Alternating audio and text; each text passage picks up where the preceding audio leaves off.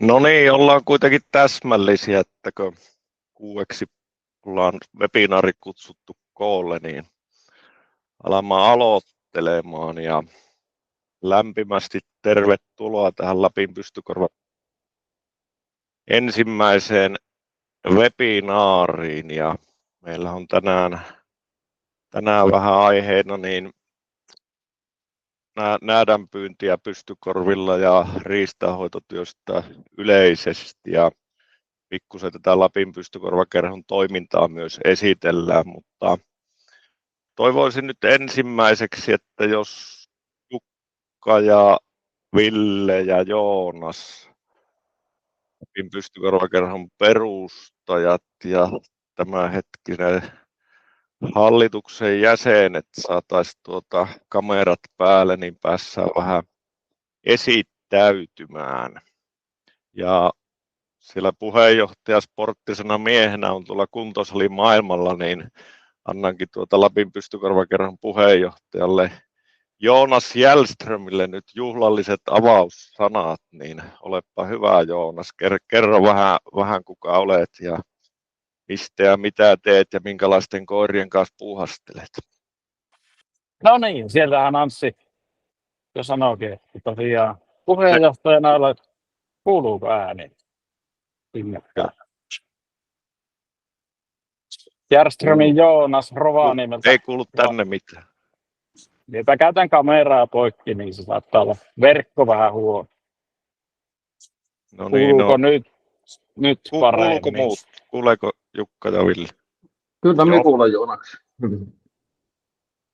No niin, eli Järströmin Joonas, vaikutan tosiaan Rovaniemeltä käsiin ja mulla on pohjan pystykorva olemassa ja 4-vuotias Etla-koira ja sen kanssa ollaan sitten kokeissa käyty ja sieltä sitten verkostoitettu näiden mestareiden kanssa ja viime syksynä meillä tuli sitten ajatus tästä omasta kerhosta, niin tässä sitä ollaan ensimmäisen webinaarin ääressä. Mukava nähdä, että näin paljon osallistujia päässyt tänään linjoille. Jatkaako siitä Villes ja seuraavassa? Joo, kiitoksia Joonas. Ja on tosiaan Ville Ylläksjärvi ja sun tätä Kittilän Könkkällä. Ja Issin kenneli isäntänä olen ollut sivutoimisesti tuossa jonkun vuoden. Ja tosiaan kolmen pystykorvaa mulla on kotona ja niiden kanssa tulee sitten koe ja metsästyshommia harrastettua ja vähän kisattuakin, että sillä lailla niin niiden kanssa touhunnut. Kerhossa omana roolina on ollut vähän niin kuin rakennella noita verkkosivuja ja alustoja sitten tuolla niin kuin sosiaalisen median puolelle ja järkkäillä näitä palavereita. Vähän niin kuin semmoista roolia ollut, että meillä työkalut toimii sitten, että pystytään niin kuin tätä toimintaa hyvin pyörittämään ja sillä tavalla niin tehokkaasti ja toimivasti, niin se on ollut itsellä ja sitten jonkun verran noita viestintäasioita sitten myös tuossa pyöritellyt, että mitä kerrotaan ja keille kerrotaan. On postaan. Terve vaan minunkin puolesta, tervetuloa ensimmäiseen webinaariin, että olisiko se sitten Jukka seuraavaksi? Joo, hyvää iltaa minunkin puolesta, eli Närhen Jukka ja Rovaniemi toimii kotipaikkana. Mulla 2 pystykorvaa tällä hetkellä pilttusta löytyy ja toinen niistä nyt on viime viikolla astutettu, että tässä nyt jännätä, että tuleeko pääsiäisen korvilla iloisia perhetapahtumia sitten. Ja minun tehtävä on tässä kerhossa tällä hetkellä on sihteerin rooli ja olenkin teille tässä sähköpostia laitellut viime vuoden loppupuolella ja nyt osalle alkuvuodesta, kun jäseniä sinne kiitettävästi tupsahellut lisää mistä ollaan kyllä oikein iloisia koko porukalla, että on kyllä porukka ollut innostunut ja niin kuin näkyy nyt täälläkin, kun on paljon ihmisiä kuulolla, niin se on kyllä mukava, että olette kiinnostuneita. Ei mitään. Lähdetään viemään webinaaria eteenpäin. No niin, ja lyhyesti itse vielä tosiaan Vuolio Anssi ja rooli on tällä hetkellä varapuheenjohtaja hallituksen jäsen ja vähän Jukan kanssa ollaan kohtalotovereita nyt tässä jännittävässä perheen lisäysodotuksessa niin sanotusti. Jahtitaikaa Unna, 4-vuotias Narttu löytyy ja 3 viikkoa sitten onnistui astutus ja 30 vuotta noin pystykorvilla harrastettu, kavereiden koirilla vähän kauemminkin, että nyt oikeastaan seuraava tavoite, kun sai syksyllä Unnan käyttövalioksi, että josko ne saisi sitä kasvattajan titteliäkin myös tituleerata näissä koirahommissa. Että koirahommi on, sittenhän niin kuin hyvin tiedettä linjoilla olevat, että tulee vähän sellainen elämäntapa ja eräänlainen intohimo ja tietenkin monella tavalla siihen elämään liittyy perheeseen ja ystävyyssuhteisiin, harrastuksiin, että siinä mielessä on hieno valita, kun aikoinaan näin tehnyt, niin näillä pohjilla tuomarikortti on ollut noin 10 vuotta ja sillä tavalla tässä yhdistystoiminnassa eri kerrossa ja muutenkin aktiivisena, niin niiltä pohjilta touhutaan. Mutta näillä puheilla niin otan tästä tämän jaon nyt seuraavaksi ja pikkusen esitellään tätä kerhon toimintaa ja periaatteita vielä tarkemmin. No niin, tässä oikeastaan vielä tässä nämä keskeiset toimijat, mitä nostettiin esille ja meillä oli semmoinen tosiaan 12.10.25 mökki tuolla Vuotsonperällä Tankajoki varressa ja siellä tämä reipas joukkio sitten kirjas kerhon perustamiskirjat ja mikä oli itsellä ainakin hyvinkin hämmästyttävää ja yllättävää, vaikka työnikin puolesta yhdistysten kanssa on pari vuosikymmentä touhunnut, niin patentti- ja rekisterihallituksesta niin tuli käytännössä niin päivässä 2, että kerho on hyväksytty viralliseksi yhdistykseksi ja ei muuta kuin alkaa toimimaan, niin tässä käytännössä ollaan noin 2,5 kuukautta, 3,5 kuukautta vanha kerho sitten näillä tiedoilla. No tähän illan ohjelmaan vielä tosiaan, mihin tuossa jo viittasinkin, niin meillä on Äijälän Mikko ja Myllylän Matti kertomassa näädänpyynnistä pystykorvan kanssa ja Mikko ja Matti niin on innokkaita harrastajia tähän lajiin liittyen ja varmasti antaa semmoisia hyviä vinkkejä, mutta myös ihan omasta näkökulmasta kertovat siitä pyynnistä ja varusteista ja kaikesta mahdollisista aiheista liittyen, niin hyvin mielenkiinnolla tietenkin Mikko ja Matin puheenvuoroja kohta päässään kuulemaan. No sitten meillä on Jukka on pitkään pyytänyt tuolla Mesinperällä ja muuallakin jalakanaruilla ja raudoilla näätiä ja minkkejä, niin tähän liittyy vähän tämmöistä ABC:tä ja varmasti linjoilla oli, joilla teillä on kokemuksia näistä pyyntimuodoista ja tästä pienpetohommasta ja sehän on tietenkin koirien kanssa kun touhutaan ja toivotaan, että ne lintupoikuet onnistuisi ja saataisiin pienpeto sillä tavalla lisääntyminen aisoihin, niin se on ihan olennainen osa tätä harrastusta ja semmoista, että sitä pystyy jos se linnunpyynti on se pääasiallinen koiran kanssa, niin sitä kautta pystyy jatkamaan mukavasti sitten ja samalla tehdään sitä riistanhoitotyötä. Ja meillä on tarkoitus sitten, että meillä kuitenkin olisi vuorovaikutteinen ilta ja ajatuksia tulisi näiden asiantuntijaluentojen jälkeen niin keskustelua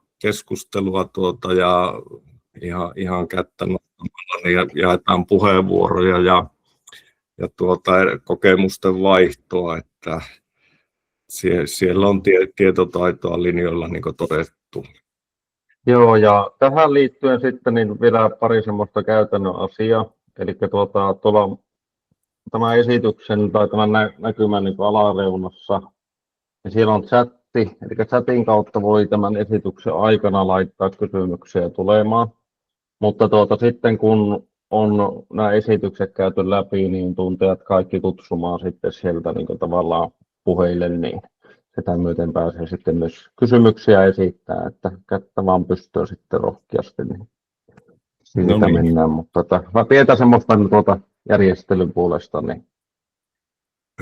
Hyvä juttu ja tämmöinen tekninen tärkeä tieto tietenkin.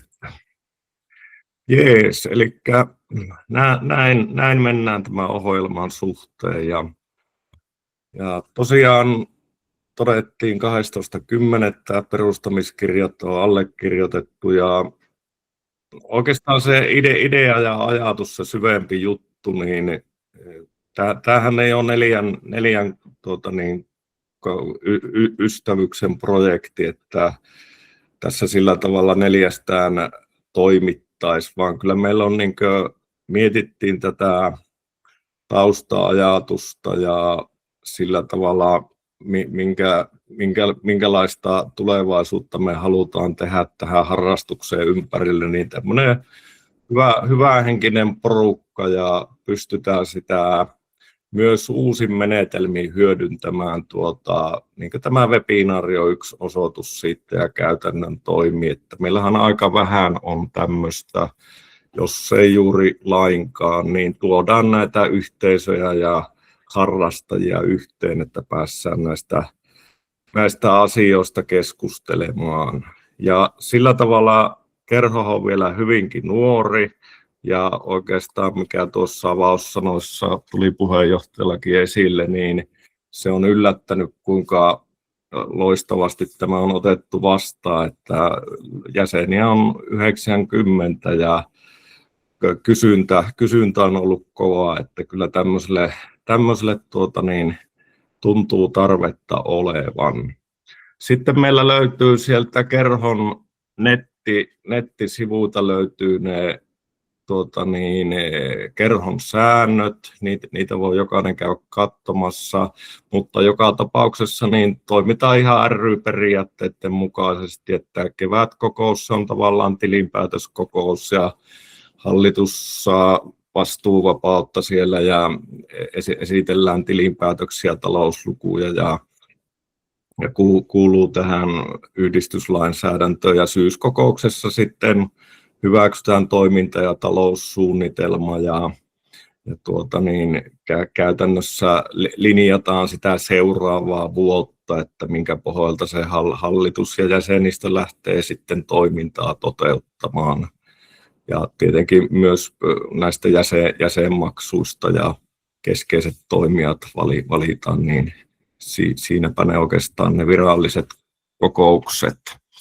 Ja edistää pystykorvaisten koirarotujen harrastusta, niin kuin ilmeistä on, mutta tietenkin se, että se vastuullinen kasvatus ja omistajuus, se tietenkin aina liittyy metsästyskoirien pystykorvasten pitämiseen ja meillä on Suomen pystykorvajärjestössä jalostus ja pentuneuvonnat ja tietenkin kaikkien virallisten ohjeisten mukaan kattojärjestöt on taustalla, niin niiden kautta mennään, mutta kun tässä on kokenut yhteisö, joka varmasti voi sitten opastaa ja neuvoa näissä asioissa, niin se myös yhteisö tukee tietenkin. Ja se vertaistuki monella tapaa on tärkeää, että sanotaan, että pystykorvahan on vähän semmoinen yhden miehen tai naisen koira, mutta se, että tämä harrastus ei tarvitse olla semmoista erakkoporukan puuhastelua, vaan ihan avointa touhuamista hyvällä hengellä uusiakin menetelmiä hyödyntäen. Ja tosiaan ennen kaikkea se ajatus, että annetaan jäsenille mahdollisuus järjestää pystykorvia ja harrastusta tukevaa toimintaa. Ja tiedetään, että siihen on niin kysyntää ja halua, että pääsee itsekin järjestämään sitä sinne toiminnan ytimeen niin sanotusti. Hyvä henkinen ja rento harrastusyhteisö yhdessä tekemällä. No, tässä on vielä nämä toimijat, hallitusjäsenet ja paikallisia tiimejä pystytään esim. Haukkukokeeseen järjestämiseen, yhteistyökumppanit. Meillä on sponsoreita, tässä kartoitetaan parhaillaan ja sillä tavalla sponsorit tulee näkyvään meidän tapahtumissa. Tuomarit ja kouluttajat, sitten on Kennelliitto, SP ja tietenkin muut harrastukseen liittyvät yhteistyötahot, eri ryt ja muut yhteisöt, joiden kanssa tehdään sitä tiivistä yhteistyötä.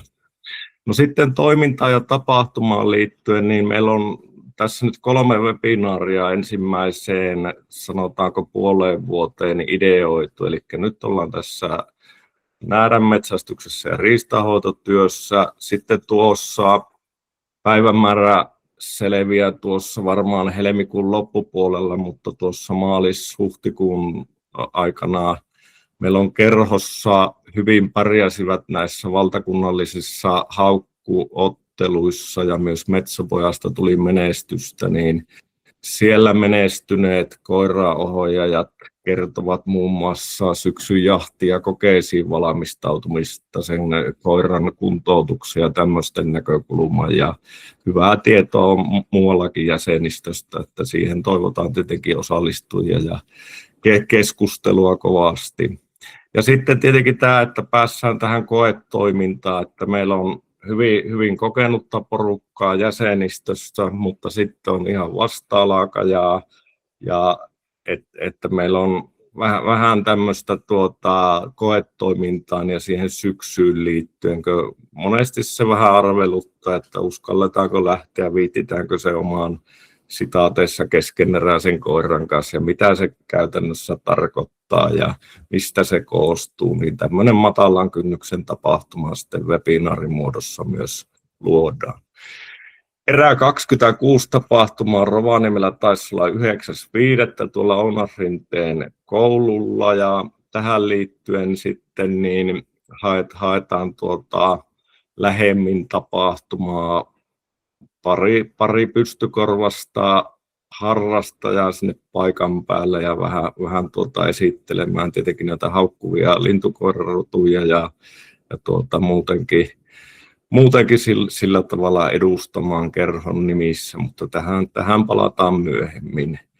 Ja tässä nyt tärkeä sitten aikamäärä on tuo maaliskuun loppu, eli jos nyt joku porukka kerhosta vielä kokisi, että olisi hyviä maita tiedossa ja olisi hyvä pikku porukka, niin Lapin pystykorvakerho tukee kaikilla tavalla. Me ollaan luotu semmoinen kokeen järjestämisen helppo ohjekirja, minkä avulla pääsee hyvin alkuun, vaikka ei sillä tavalla niin olisi siitä tietoinenkaan, ja hallitus tukee tietenkin kaiken puolin muutenkin, niin käytännössä ottakaa yhteyttä hallituksen jäseniä ja muuta, että jos vielä tulee niin koetarve, vaikka jos joku katsoisi, että Sallaan pitäisi siellä mökkimaastoissa olisi hyviä paikkoja, pieni koe pystyy, niin ne on aika pieniä juttuja ja tavallaan pienellä ponnistelulla saadaan hyvähenkisiä tapahtumia, niin kannustetaan rohkeasti näihin matkaan. No sitten tämä Misi ensihaukut, josta oikeastaan tämä toimijaporukkakin on verkostuitunut alun perin, niin 22. elokuuta, ja se on tosiaan ensikertalaisille koiran ohjaajille tarkoitettu, johon kerho hommaa tuomarit ja sillä tavalla hyvin suosittu tapahtumaan aloitetaan ja jottei jäisi sitten puheen puoleksi, että saataisiin näitä uusia toimijoita, niin totean esimerkiksi näistä Rovaniemen haukusta sillä tavalla, että meillä on siinä koetoimikunta, jossa on 5 jäsentä ja 4 niistä jäsenistä on täysin ensimmäistä kertaa järjestämässä tämmöistä haukkukoetapahtumaa, niin homma on sillä tavalla jo näin alussa, mutta lähtenyt myös tämmöisillä oikeilla ja hyvillä teoilla, että saadaan uusia tekijöitä myös toimintaan, niin mikä on tarkoitus ja tavoite tietenkin. Ja suunnitelmia myös alustavia, johon palataan myöhemmin, on Ylitornion ja Kittilänperälle sitten haukkukokeet. Ja meillä on sitten, joka kerhon jäsen on, niin tuossa puheenjohtajan tervetuliasviestissä niin on tullut WhatsApp-ryhmään liittymisen tieto. Siellä taitaa olla noin 50 jäsentä tällä hetkellä, mutta se WhatsApp-ryhmä on ollut jo hyvässä käytössä. Siellä voi esitellä koirista, vaikka jos on joku astutus tehty, tai saa hehkuttaa, jos on onnistettu, niin kuin tuli viime viikonloppunakin mukava tieto, että oli harvinaista Rovaniemen korkeudella, niin 1 haukuttu tuolla lumisissa ja pakkasissa vaikeissa olosuhteissa, ja ihan pevisoihin liittyen, jos on tietoa, ihan tämmöinen tiedon jakaminen ja tämmöistä mukavaa kevyyttä terveisiä sen harrastuksen puitteissa, niin se WhatsApp-ryhmä on siinä mielessä kätevä ja hyvin semmoinen reaktiivinen tapa tänä päivänä myös sitten pitää jäsenistöön yhteyttä. Yleiset kevät- ja syyskokoukset tuossa mainittiinkin, ja tosiaan se, että kannustetaan jäseniä ideoimaan ja toteuttamaan kerhon tuella tapahtumia, että mielellään autetaan ja ollaan matkassa touhuamassa. Jos teillä on hyviä ideoita, niin olkaa matalalla kynnyksellä meihin yhteydessä. No sitten vielä miksi mukaan? Tietenkin tämä koirat on aina toiminnan keskiössä ja kaiken se A ja O, ja että me saataisiin terveet ja hyvin pelaavat rodut jatkossakin, ja jalostus olisi semmoista tavoitteellista ja merkityksellistä ja toiminta kehittyisi, että meillä olisi hyvä semmoinen turvallinen yhteisö ja hyvähenkinen porukka tässä touhuamassa, että kaikkia teitä jäseniä ja toimijoita siihen tarvitaan, mikä liittyy tähän yhteisöllisyyteen tietenkin myös.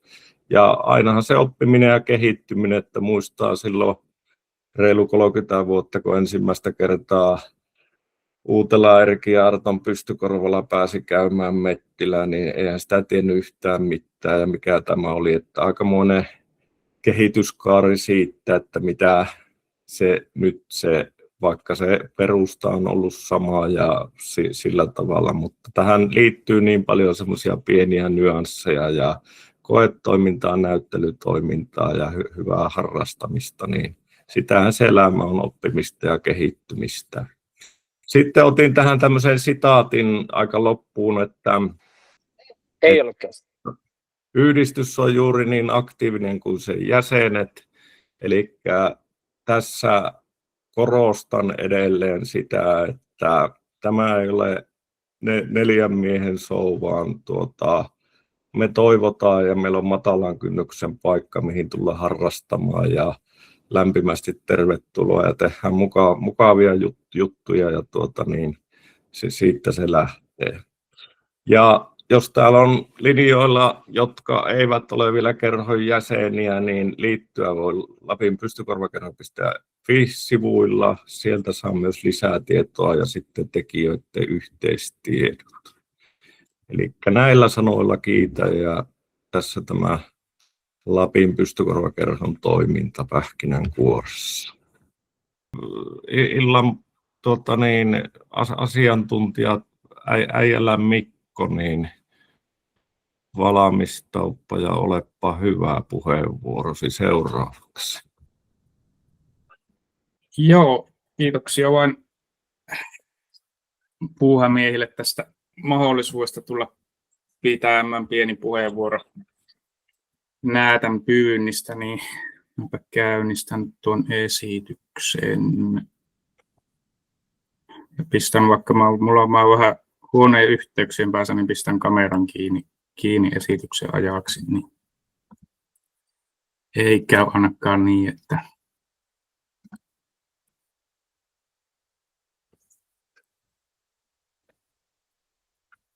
kuuluuko ja näkyykö? Kuuluu ja näkyy hyvin. Joo.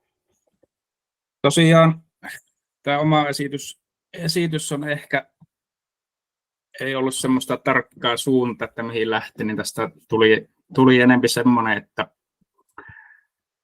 niin kuin arvostusta näätää riistalajina kohtaan kuin se, että miten se näätä saataisiin niin mahdollisimman helposti reppuun, koska itsekään en mielestäni kovin hyvä siinä asiassa on. Niin enemmän tosiaan siltä tuli nyt semmoinen tästä luennosta tai puheenvuorosta, että saataisiin enempi arvostusta näätää kohtaan riistalajina, mitä se omasta mielestäni ei niin kuin tällä hetkellä saa. No pitemmittä puheitta mennään sitten, että mitä me ollaan pyytämässä. Eli tosiaan, varmaan kaikki tietää, niin tosiaan se suosii vanhoja metsiä ja erityisesti kuusikot. Vanhat kuusikot on lempparipaikkoja. Sitten vähän niin kuin ravinnosta, niin siellähän on niin sanotusti generalisti, niin siellä on ihan niin kuin kasvikunnan tuotteista sitten myyriä, sopuleihin, linnunmunat, marjat, näin poispäin. Eli toki kyllähän se tietenkin sen koppelan pesän varastaa, jos se kohdalle niin sattuu. Ja sitten tosiaan tekee ravintokätköjä talvia varten ja sitten on kuulemma hyvä muisti, että ne myös löytää, että mitä itsekin on perässä hiihellyt, niin tosiaan kyllä se aika usein sieltä on jotakin hangen alta kaivelee.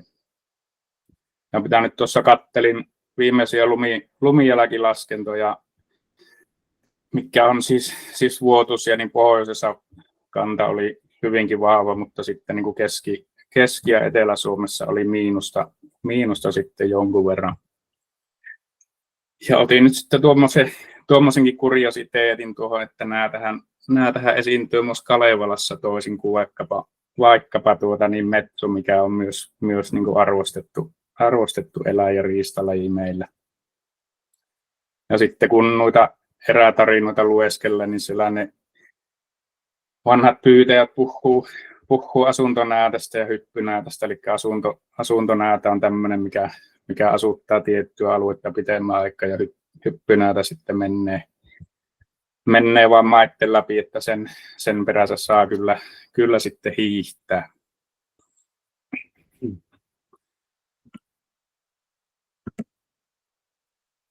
Aha. No nyt. No sitten ketä siellä perässä on menossa, tosiaan tuossa on nuo mun niin sanotut näätäkoirat, eli rohmoiva Aapa on, ja sitten tosiaan Punkkikorven kenneli on niin kuin oma kenneli, missä myös pienimuotoista kasvatustyötä tee, eli Aapa on niin sanottu kennelin kantanarttu, ja tosiaan nyt on, eli viime talvi oli oikeastaan se viimeinen, että sen jo alkoi huomaa, että ei enää niin kuin näätänpyyntireissulla, niin ei enää riitä niin alkoi olla jo sillä, että pari reissua sai kantaa sen pois metästä, että se sippas niin pahasti, niin tosiaan nyt on sitten mellalle sovitettu niitä näätäkoiran saappaita, ja nyt tuossa pari viikonloppua sitten niin ensimmäinen hiihtonäätä mellalle saatiin, ja ihan hyvin töihin niin tuntuu sielläkin vetoja olevan näätän perään. Ja sitten tosiaan tuo Aapa oli niin kuin itselle ensimmäinen pystykorva, ja sitten tosiaan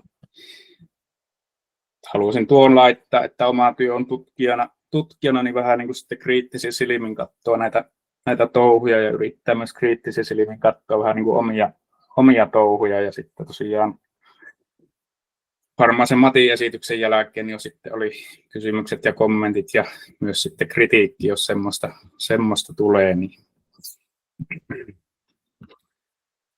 No sitten tästä on tosiaan tullut jo moneen otteeseen tämäkin webinaari aikana niin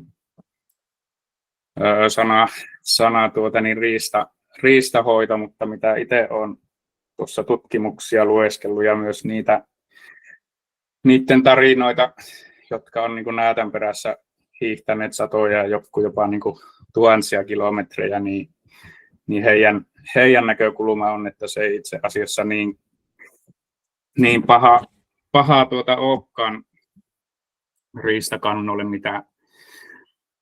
mitä niin kuin luullaan, että kettu on heidän sekä tutkijoiden että näiden hiihtäjien mielestä se on paljon pahempi niin kuin maassa pesiville linnuille, eli esimerkiksi Värriöllä on tehty hiihelleet näätien perässä satoja ellei tuhansiakin kilometrejä, niin tosiaan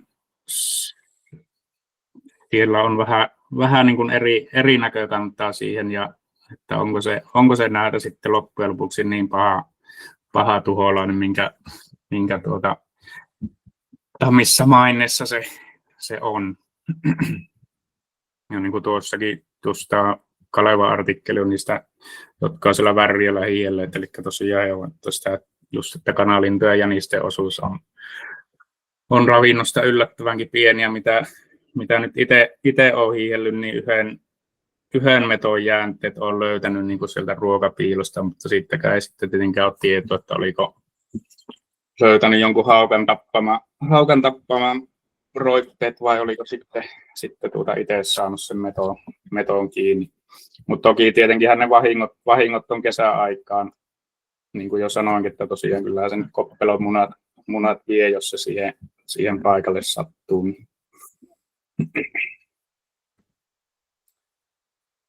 No sitten tosiaan tästä niin kuin ehkä uusille harrastajille sitten, että mikä se itsellä se pyyntimotiivi on, että onko se sitten se riistanhoito, että koetko, että se on se paha tuholainen, vai onko sitten kenties ne turkikset, että onko näätälakkia tavoitteena vai sitten tosiaan tuo koira ja oman pyyntikauden jatkaminen. Ja sitten onhan se niin kuin ehkä yksi näistä perinteisimmistä suomalaisen eräänkäynnin muodoista niin kuin näätän pyynti hiihtämällä, niin onko se sitten se niin ehkä itsellä ne on nuo kaksi, eli oma koira ja oman pyyntikauden jatkaminen ja sitten myös tuo eräänkäyntiperinteen siihen ketjuun liittäminen, niin itsellä on ne tärkeimmät, että miksi mä siellä käyn. Ja sitten tosiaan tuossa on niinku kuvaa sitten ensimmäisestä omasta ja aapan kohtaamisesta näätän kanssa, eli oltiin hanhenpyyntireissulla ja sitten niin koira otti siinä hauvia, että no ei se voi lintuhaukku olla, kun se ei ollut kuin 50 metriä matkaa ja täyshaukku päälle, niin näätähän siellä oli ja siitä tuosta tilanteesta se oikeastaan niin kuin itsellä sitten lähti ja koiralla se innostus.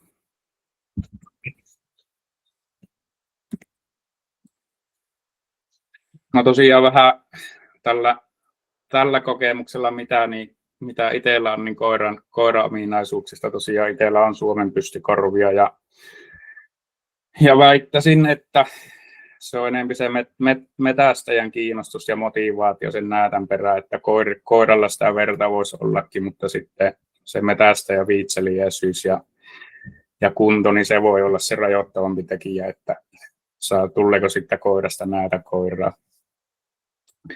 Ja itse en ole koskaan niin kuin määrätietoisesti kouluttanut näätälle, että ensimmäinen niin molemmille näille aapalle ja mellolle, niin se ensimmäinen on saatu. Ne oli jo reilu 3 vuoden ikäisiä, sitten tosiaan niin sanottu sattuman näätä linnunpyynnin yhteydessä, niin siitä se, niin kuin on niin kuin se homma sitten lähtenyt rakentumaan. Ja Ja jos nyt jotakin ominaisuuksista, mitä itse näen, niin tosiaan tuo sitkeys, että se koira ei luovuta, että ne, jotka näätä on pyytänyt, niin se joskus voi olla, että se on, tiedät kyllä niin kuin suurin piirtein niin kuin aika pienenkin alue, missä se on, mutta sitten ei välttämättä niin kuin tarkkaa paikkaa, niin siinäkin, että se koira ei niin kuin luovuta siihen, että jos sitä ei heti löydy. Ja sitten sama tuo linnun pyynnissä tietysti myös, että käyttää kaikkia aisteja. Tosiaan se mellan ensimmäinen näätä, mistä jo sanoinkin, niin se tosiaan se hangen alta, mä en keksi muuta kuin sen, että se kuulolla otti, kun ei näkynyt, ei löydetty niin kuin sinne hangen alle menon reikää, ei löydetty mistään. Se koira vaan niin kuin yhtäkkiä alkoi kaivaa ja haukkua sitä hankia, niin siellä oli sitten, sieltähän se löytyi onton puun sisästä se ottuus. Ja sitten tuosta liikaherkkyydestä, niin itse ehkä näkisin, että se on näätän pyynnissä jopa niin kuin vielä huonompi ominaisuus kuin linnulla. Eli jos on vaikka joulukuulla lyhyen päivän aika, se koira jää merkkaamaan ja sitten jos jäljistä ei saa ihan selvää varmaa, että onko se tuolla, mihin se koira merkkaa, jos se vaan, ja sitten jos siihen vaikka tuhurataan kaivamiseen aikaa siinä, niin siinä saattaa mennä sitten loppua, tulla jo pimiä vastaan, jos se koira merkkaa vai väärä, että se näätä onkin mennyt sitten jo menojaan. Ja mitä varmaan aika monikin miettii, että jos on jo niin kuin pellava lintukoira, että jos sille näätän tiputtaa, niin menneekö se lintukoira pilalle, että lisääntyykö oravahaukut ja näin, mutta ainakin näillä omilla koirilla niin en näe, että siinä olisi ollut vaikutusta, mutta toki se määräkin on ollut maltillinen, että keskimäärin se yksi näätä talve, että Aapalle niin kuin parhaana talvena 3 näätä, että se on niin kuin itse omilla koirilla niin kuin hyvin maltillinen se näätien määrä, mitä niille on pudotettu, niin en ainakaan voi varmaksi mennä sanomaan, että se olisi vaikuttanut mitenkään niin kuin linnunpyyntiominaisuuksiin sitten. No sitten tuossa on vähän varustelistaa, mitä itsellä on mukana. Ja no syvän lumen aikaan tietenkin se suksen pituus on tärkeämpi kuin se leveys, mutta sitten tosiaan itse on kun Rovaniemellä pyytelen, niin sen verran onnellisessa asemassa, että vielä on alueita paljonkin, missä ei niin kuin mettäojia tarvi juuri ylitellä, niin on varmaan kaikki sen tietää, että jos niitä on ja noiden pitkien suksien kanssa, niin kyllä se on yhtä taistelua. Ja sitten ihan niin kuin perinteinen sarkapuku, ja että se pitää niin vaikka kastuukin hiestä, niin se ja on pakkasta, niin se kyllä pitää lämpimänä. Ja itse sitten haulikko mulla on ja aika pieniäkin hauleja käytä, että just sen, että se, koska ampumamatkahan on yleensä lyhyt ja sitten, että ei tule kovin isoja reikiä ainakaan siihen nahkaan. Ja sitten tosiaan mulla on aika isokin rinkka mukana, että saisi kaikki mahtumaan tavarat sinne sisälle, ettei tarvitse ulkopuolella kannella. Ja sitten jos nyt tuosta ei ihan kaikkia käy läpi, niin sitten itse tosiaan aika paljon yksinään hiihtelen, että joskus on kaveri mukana, niin myös sitten tuo verkko on yleensä mukana, että jos se on nyt vaikka siellä maakomossa, että saa sen verkon siihen oletetun, mistä se tulee ulos, että se jäisi se näätä vähäksi aikaa siihen verkkoon, että se siihen sitten niin kuin saisi. Koska sehän kun se lähtee hankia pitkin menemään, niin siinä ei kyllä niin kuin kerkiä juurikaan. No sitten tietenkin juotavaa ja evästä mukaan varalta tulentekovälineet. Sitten jos rikkoontuu side tai muu, niin siihen niin vähän varaosia mukana, tietysti kuivaa vaihtovaatetta. Ja no tuon haluaisin sanoa, että no tuo mulla on linnunpyyntille reissullakin mukana tämmöiset pelastusvalijat koiralle, eli sen saa niin kuin semmoisiin se pystyy kantaa sitten, niin kuin, ei tarvitse kainalossa kantaa, että jos sulla on useampi kilometri vaikka hiihettävää autolle, niin sen koira saa niin kuin selkeään semmoisten valijaiden avulla tai sitten etupuolelle, jos sulla on niin kuin rinkka tai reppu selässä ja sitten tietenkin niin kuin kompassipuhelin. Ja nuo katselukiikarit on myös niin kuin hyvät, että jos se sopivasti se näytä nousee niin kuin puulattua, niin se voi olla niin kuin paljolla silmällä melko vaikea sieltä löytää. Ja sitten, no kyllä mulla paikan niin tutka aina koiralla on, mutta harvoin sitten niin kuin itsellä ei ole niin kuin välttämätön niin kuin omilla koirilla, mutta ihan turvallisuussyistä. No sitten vähän jäljittämisestä, eli no tietenkin edellisenä päivänä, jos on satanut lunta ja se kun loppuu se lumisaa niin kuin siinä alkuillasta, niin sittenhän se jälki on, kun se yöllä liikkuu, niin jälki on tuore ja maastoon lähtee sitten aina aamuhämärissä ja sitten tuo niin kuin omaa periaatetta, amerikkalaiset puhuu tämmöistä fair chase, eli reilu jahtitapa, että mahdollisimman vähän käytetään apuna niin mitään tekniikkaa ja tosiaan annetaan mahdollisuus sille, koska just jos on vaikka, eli tosiaan oma periaate on se, että päätetään alue, että mistä lähdetään niitä jälkiä ehtimään ja jos ei löydy, niin sitten ei löydy, että mä oon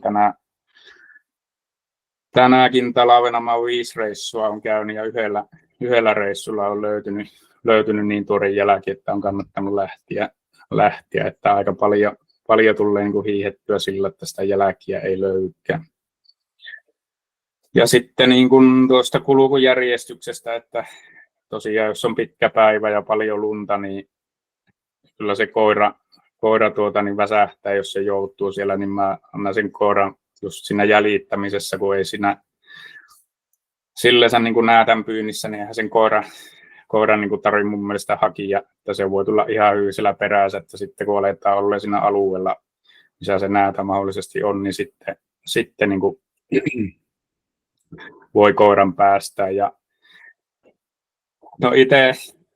no siksi tuolla on kysymysmerkki tuossa, että koira kiinni, kun on karkia tieto, että missä se näätä on, mutta itse en koskaan sitä tee, mutta sitten siinä on semmoinen, että jos se koira on sille, että se ei heti niin kuin sitä, että se hakkee, niin sitten siihen tulee niin kuin jo niin paljon koiran jälkiä, että se näätänjälki siihen sekoittuu, niin aika monta kertaa on siinäkin sitten kadotettu se näätä, että kun jäljet on sotkeentunut. Ja sitten se itse teen aina sillä, että mä tosiaan kierrän sitten rinkiin sen, että niin kuin tämmöiseen isompaan rinkiin, että sittenhän se, jos sinne ei ole kuin menojälki sinne sun hiihtämään ringisissä, niin sitten tietää, että siellä se näätä on. Ja varsinkin sitten joulukuulla joskus niin kuin lyhyen päivän aikaa, niin aika monesti se menee niin kuin pimiästä pimiään ja siltikin joutuu sen jäljen luovuttamaan, että se on hypännyt sen verran pitkästi, että no sitten on se pyydystämisvaihe, että tähän on pari minuuttia. Mikko, anteeksi? että parisen minuuttia, niin pysytään aikataulussa ja tiivistät vähän. Joo. No tosiaan noita mahdollisuuksia, että missä se voi olla. Ja sitten tuosta tietenkin, jos se on, ehkä ainakin itse näkisi, että niin kuin tässä tämä tilanne tulee tuo reikä näkyy, niin tämä on ehkä jopa se vaikein, että se on yleensä juro aika hyvin tuolla, kun se on tuolla reijässä, että siinä ja tuommoinen iso puu, niin sitä ei saa heilumaankaan, ja sitten vaikka koputtelet kuin, niin se on aika työ saada sieltä lähteen. Ja sitten tietenkin lumeen alla, jos se on, niin sitten kaivuu hommiksi. Ja no itse näen, että sen koiran tehtävä on merkata tarkasti se näätä olinpaikka. Ja sitten jos se sieltä vaikka niin kuin hangen alta lähtee, niin pakottaa se se näätä puuhun. Ja itsellä on sekin periaate, että mä en ammu niin kuin hangella, jos se lähtee hangella menemättä. Sitten se on niin tosiaan, jos koira ei ole niin jäljillä, että se saa sen pakotettua puuhun, niin sitten hiihetään perässä ja toivotaan parasta, että se ei ole se näätä kovin pitkästi mennyt. Ja tosiaan sitten, jos se saadaan nouseen puuhun, niin sitten ollaan yleensä jo niin sanotusti voidon puolella, että siis onhan se puittaminen on ainakin oman kokemuksen mukaan, mitä on nähnyt, niin se on kuitenkin sen verran hiasta, että siinä, ja sitten jos koira pysyy siellä alla, että jos se maahan yrittää, niin se koira sen pystyy sitten pakottaa puuhun aina takaisin, niin se on yleensä sitten on niin kuin jo näätä osalta peli menetetty. Ja tosiaan kun sanoin, että tämä luento nyt vähän tuli tai puheenvuoro tästä, että pitäisi niin kuin arvostaa näätää riistalajina, että tosiaan se saaliin kunnioittaminen, että tosiaan ei anneta sen koiran tai itse en anna sen koiran sitä kovin rettuutta sitä näätää, ensinnäkään sen takia, että se karva menee pilalle ja muutenkaan minusta se ei ole kovin mukavaa kateeltavaa edes. Ja sitten jos et niin ota sitä karvaa talteen, niin älä myöskään pyydä. Ja sitten tuosta kesänäättien pudottamisesta, että sekin on teillä periaatteessa, että jos se on jo koira sille, että se tajuaa sen, niin sitten niin kuin ne kesänäätät jätetään ottaen talaviettä, koska se menee, koska mä en sillä riistanhoitoperiaatteella pyydä, niin sitten ne tullaan katselemaan talvella, että joskus se löytyisi, kun se on paremmalla karvalla. Ja vähän niin kuin tämmöinen oma some-etiketti, että jos postaa jotakin, niin tosiaan se 1000 sanaa on enemmän ja paremmin kuin se yksi kuva, että sitten kertoo vähän sitä tarinaa sitten päivän kulussa, että miten se on mennyt, että ehkä jos tosiaan innostaa uusia harrastajia, että miten se, niin kuin se päivän kulku menee. Ja tosiaan tämä viimeinen pointti, niin tästä en ota kunnia itselleni, vaan kaveri niin tästä soitteli, että koska niin nyt niin kuin pienpetoluvakin on alkanut olleen kiintiöt valtiomaille syystä, jonka kaikki tiedämme, niin voisiko näätälle olla tämmöinen ihan oma lupakategoria, että otettaisiin se erilleen sitä pienpetoluvasta, että ne, jotka sen näätän perään oikeasti on, niin ne on kyllä valmiita sitten luvasta myös maksamaan, tai ainakin itse on ja jopa enemmän kuin sen 12 €, kun se nykyään se pienpetolupa on. Niin. Ja sitä kauttakin, kun se olisi oma lupakategoria, niin vähän niin kuin arvostusta sitä näätää riistalajina kohtaan. No sitten vähän kirjallisuutta, eli tuossa nuo 3, tuossa vasemmalla nuo 3, varsinkin tuo Alpo Komulaisen kirja, niin sitä suosittelen kaikille lukematta. Itselle se on ollut niin kuin semmoinen, miten se sanoisi, silmiä avaava kokemus, että mistä siinä hommassa on niin kuin kyse. Ja tosiaan nuo pari ihan, jos haluaa ihan englanninkielisiä lähteitä, niin nuista löytyy niin kuin siitä, kun sanoo, että onko se näätä niin kuin loppujen lopuksi niin paha niin riistan tuholainen. Ja jos haluaa tarkemmin tutustua, niin tuo muun muassa nuista tutkimuksista. Ja sitten ehkä tähän diaan nyt sitten se, että mikä se niin kuin itsellä on se juttu, niin tässä en nyt lue, koska kaikki ne pystyy tuosta lukemaan, niin, mutta sitten ehkä tuosta kuvasta niin semmoinen maaliskuinen aamupäivä ja oot niin kuin hiihellyt muutaman kilometrin jo itsesi lämpimiksi ja tulee niin kuin ihan niin kuin yöllinen näädänjälki vasta, niin siinä on niin kuin siinä niin kuin itse elää niitä parhaita hetkiä, mitä voi niin kuin näädän pyytäjänä kokea, että sitten siinä niin kuin herää siihen touhuun. Ja sitten kyllä siinä niin kuin miettii sitten siinä hiihellessä aina, että no onko se niin kuin näädän hiihtäjistä, niin onko se aika vääjäämättä ajamassa ohi. Eli viime talvi niin oli lumiolosuhteet, eli jos helmikuullakin alkaa käymään ihan vesisadetta ja näin, niin se on huono. Ja sitten tosiaan tuo maankäyttöpolitiikkaa myös vähän miettii, että sekään ei niin kuin meitä oikein suosi. Ja tässä oli kiitos ja tosiaan tuossa on, jos haluaa Instagramista seurata, että ei kovin usein tule, mutta joskus tulee kirjoiteltua tarinoita, jos on ollut vaikka hyvä päivä näiden pyynnissä. Niin.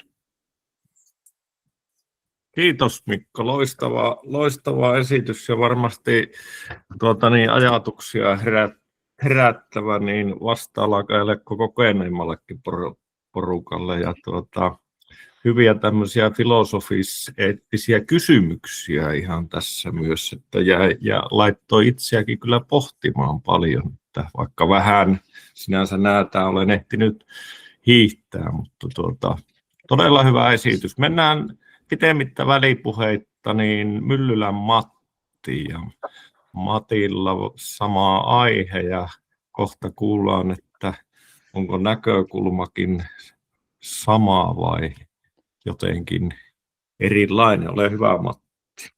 Joo, kiitoksia. Kuuluuko ääni? Kuuluu, ääni kuuluu. Hyvä. Joo, tässä on varmaan paljon samojakin juttuja, mitä tuossa Mikollakin oli, mutta osittain ehkä erilaisia vähän näkemyksiä ja näinkin, niin tämä on ihan mukava nyt sitten aloittaa tästä.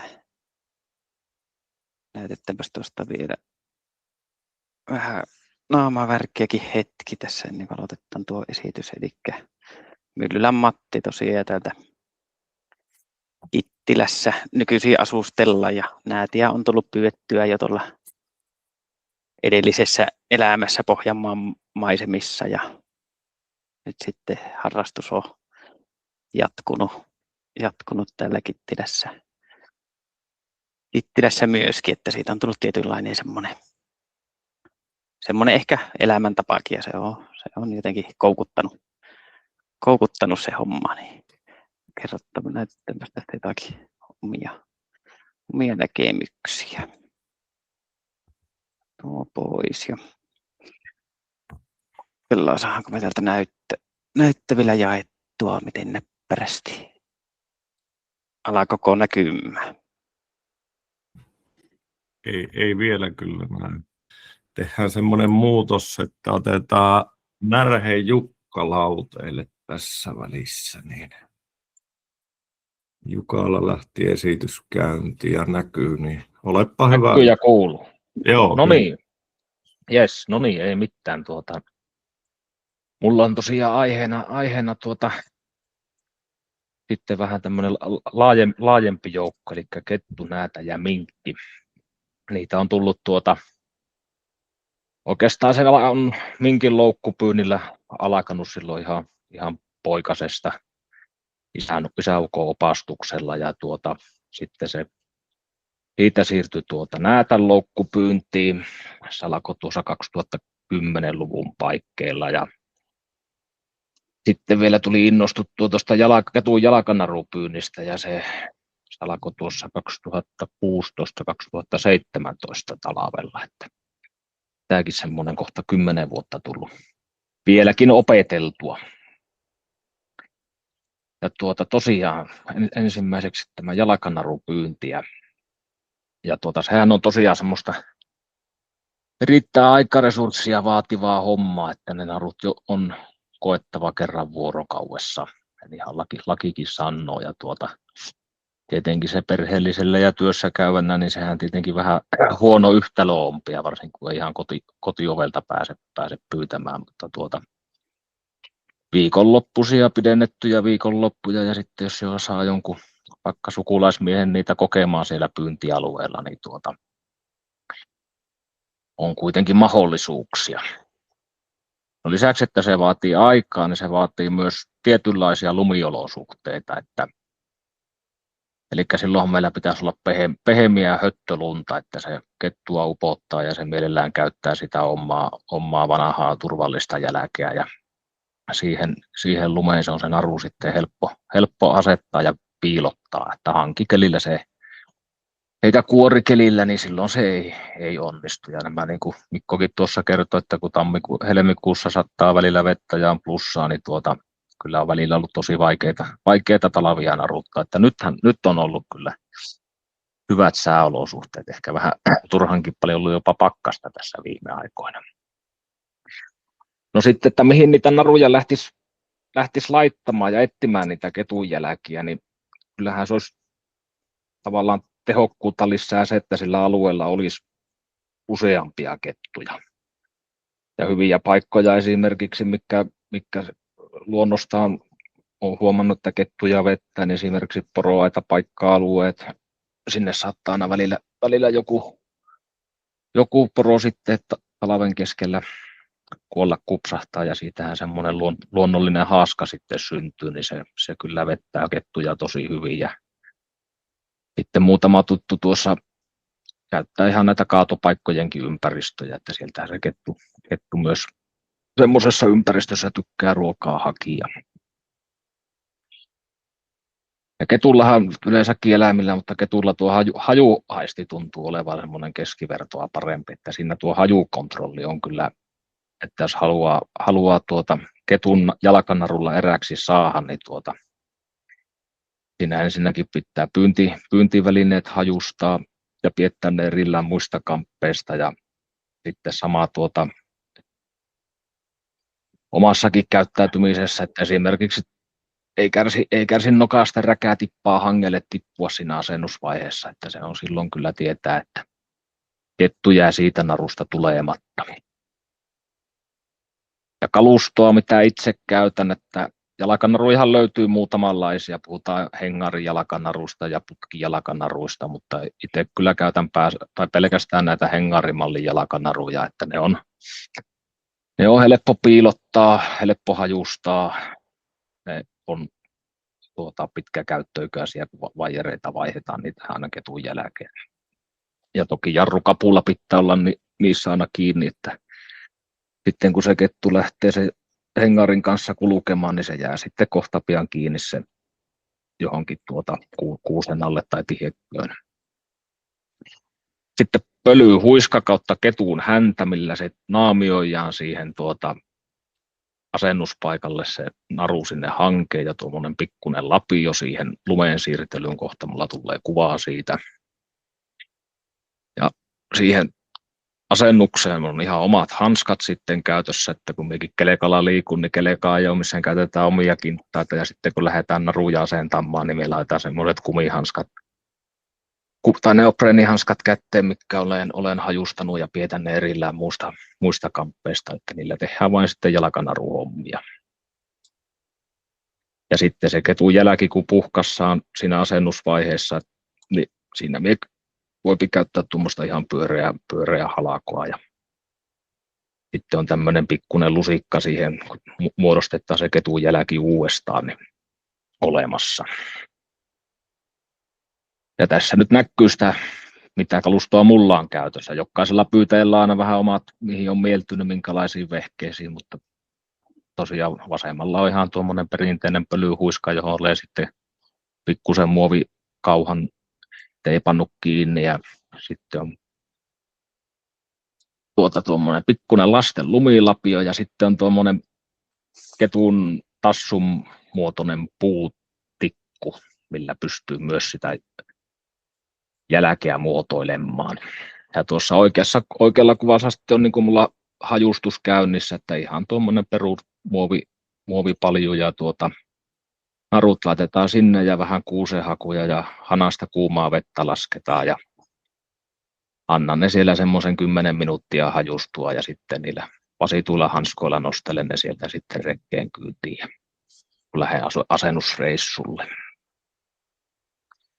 No tässä on sitten 2 vaihtoehtoa, mitä siinä voi käydä, kun kettu on kävellyt sitä polkua pitkin, missä se naru ompia. Siinä vasemmalla puolella on tuommoinen pyytäjän kannalta onnistunut tapahtuma, että se kettu on tartahtanut kiinni ja siinä on pehertämisjäljet, kun se on siitä lähtenyt liikenteeseen. Ja siitäpä sitä saa lähteä sitten seurailemaan, että mistä se löytyy. Oikealla puolella on sitten ketulla ollut parempi tuuri, että siinä on hengari lauenneena hangessa ja ketun tuommoiset pakoloikat lähtenyt siitä, että siinä on kettu todennäköisesti tullut jälkeä pitkin, mutta se on astunut pikkusen sivuun ja se tuo vaijeri on jäänyt tassun alle ja se on siinä vaiheessa sitten lauennut, kun se on polkassut sen, niin se ei ole tarttunut siihen. Ja tämmöiset ketut onkin sitten jatkossa vähän hankalampi saada narutettua että sillä tuppaa olemaan hyvä muisti, että seuraavan kerran kun sillä tulee kelekan jälki vastaan, kun minä kelekan jäljen viereltä aina narun laitan, niin se saattaa monta sataa metriä kuljella siinä kelekan vieressä, mutta se ei uskalla tulla yli ja lopulta kun se saa rohkeuden siihen, niin se alkaa 5 metrin päästä tulemaan semmoisella metrin loikilla ja se menee loikkimalla sitten siitä kelekan jäljestä yli, niin niiden kohdalla minä olen todennut, että se saa jatkaa eloa, että se oli viisaampi kuin meikäläinen. Ja tässä on sitten vasemmalla on sitten se jäljityksen päätteeksi, niin kettu on jäänyt sinne pikkusen petäjän närreeseen kiinni ja on käytössä tuommoinen äänenvaimen niin pienoiskivääri, millä sitten käyn ketun lopettamassa ja otan sen kyytiin. Ja tässä on sitten Partasen Kalle on tehnyt YouTubeen hyvän videon miten tämä jalkanaru asennetaan tuonne hankeen, niin tämä kestää parisen minuuttia, niin laitan pyörimään ja vähän selostan, mitä siinä sitten tapahtuu.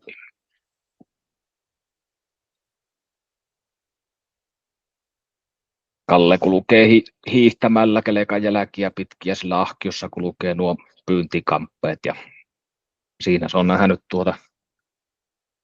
hyvän ketun jäljen, mihin naru laittaa ja se astuu yhdellä jalalla sinne sivuun, että se mahdollisimman vähän rikkoo lunta ja siinä se puhkaisee sen ketun jäljen pohjan pois, tekee asennushahalon narulle. Ja tässäkin on siinä mielessä hyvä, että se laittaa tuonne pikkusen kauemmas tuosta kelekan jäljestä tuon narun, kun se kettu tuppaa välillä vähän oikaisemaan, että se lähtee vaikka tuosta kelekan jäljeltä pari metriä ennen polkua, niin se oikaisee tuolle omalle jäljelle, tai sitten kun se tulee tuolta pellon reunalta, niin se lähtee pari metriä aikaisemmin pois. Siinä se Kalle nyt tökkii tuo vaijeri sinne piiloon, ottaa sivusta vähän uutta lunta. Ja nyt se sitten muotoilee justiinsa sillä puutikulla sitten se jäljen siihen uusiksi. Ja Kallellakin on tuo tuupihuivi nostettu nokan varrelle, ettei sieltä pääse räkätippaa hangelle tippasemaan. Ja tosiaan siinä voidaan käyttää pölyhuskaa sieltä myös ihan oikea ketuhäntää, että sehän toimii ihan yhtä lailla oikein hyvin. Sitten jarrukapella laitetaan piiloon ja otetaan sieltä sivulta vähän lisää lunta.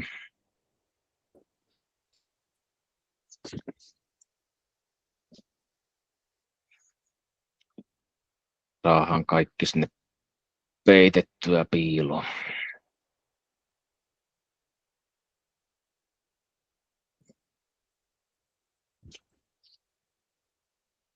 Ja sitten silotellaan mahdollisimman yhtä tasaiseksi kuin tuo ympäröivä lumikin tuossa onpi, niin saadaan siitä sitten, että se kettu ei sitä aavistaisi, että siellä jotakin hänen päämenoksi on asennettuna.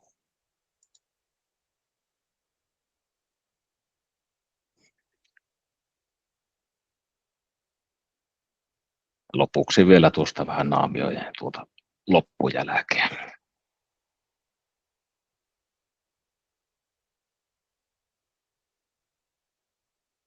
Ja tosiaan sitten se jalkanarupyynti saattaa olla ihan tuottosaa touhua, että tässä on Koskenniemen Mikan yhden aamun saalis tuolta Vuotsonperältä joitain vuosia sitten, että kun ketut on kerääntynyt talvella tietylle alueelle niin siitä on mahdollista saada sitten hyväsestikin saalista ja kyllähän se, jos tämmöisen kettumäärän saa poistettua, niin kyllä se vääjäämättäkin joku joku mettälintu säästyy sitten syksyksi enemmän, että siinä mielessä on arvokasta riistanhoitotyötä. Ja jos meillä aikaa jää, niin Mika lupasi muutaman sanan kertoa tästä koko aamusta, että kun kettuja olikin vähän reippaammin ansoissa.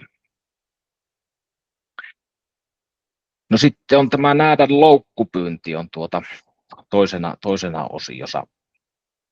Ja Mikko tuolla Äijälällä olikin oikein hyvä esitys koiran kanssa, niin pikkusen kerron tästä loukkupyyntihommasta. Eli siinä itse käytän tämmöisiä pystymallin koteloita, eli telekämpönttömallia, jonka sisälle nämä heti tappavat pyyntiraudat sitten asetetaan. Ja monenlaisia rautoja on markkinoilla myynnissä, osa on halpoja ja osa kalliimpia, ja suosittelen niitä kalliimpia, koska ne on laadukkaita ja ne on oikeasti heti tappavia. Ja tässä vasemmalla puolella nämä pelislerauvat, niin nämä on minusta ihan ylivoimaiset, että niissä se on se laatu viety hiottu tappiinsa, ja toiset hyvät on sitten nuo konipöörauvat, ne on myös laadukkaat. Ja virityspihri kannattaa sitten olla mukana, niin ei käy sitten itselle kömmähystä, että se oma peukalo on tuolla välissä, että niinkin on joskus käynyt. Ja tässä on sitten tämä telekämpönttömalli olemassa, että juurikin, että se pystyyn asennettaan puuhun, ja se näätä joutuu sitten sieltä puottautumaan rautojen läpi, kun se syöttiä tavoittelee sieltä pohjalta.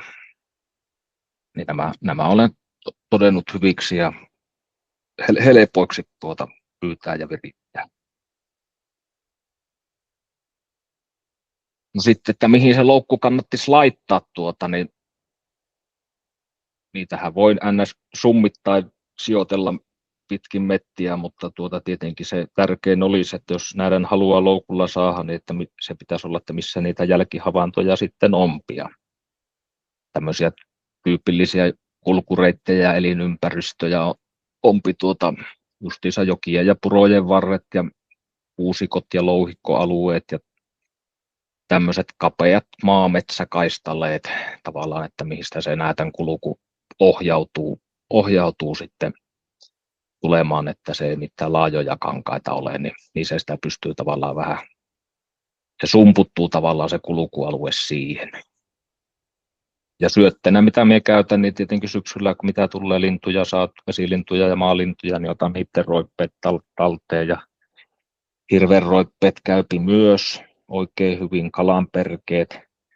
Ja sitten tulee ihan kaupassa kalatiskiltä pyydettyä, että jos niillä on jäänyt vaikka filerointijätettä, eli ruotoja ja päitä, niin tuo lohi on hyvä, että se haisee pakkasillakin ihan omaankin nokkaan, niin se on kyllä, olen todennut sen hyväksi syöttikamppeeksi.